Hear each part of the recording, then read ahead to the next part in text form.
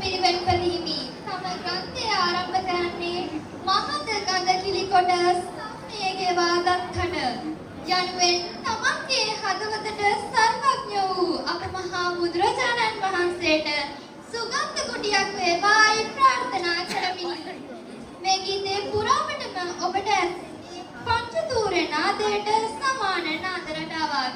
ඒ ඔබට ඇසෙන්නේ මහ පෙරහරින් අපේ ලෞතර බුදුරජාණන් වහන්සේ වඩින බවයි. දසපිම්බර මානසනක පරිචය කොට බුදුවත් බුදුරජාණන් වහන්සේට වරින් වර මාරයා නොඑක ආකාරයෙන් බාධා කරන්නට පෙළඹුණා. තණ්හා රති නගා නම් වූ මාර දූවරුන්ද පැමිණියා. බුදුරජාණන් වහන්සේට මෙසේ බාධා කරත් උන්වහන්සේ ඒ සෑම දෙයක්ම පරාජය කළ දැමුවා.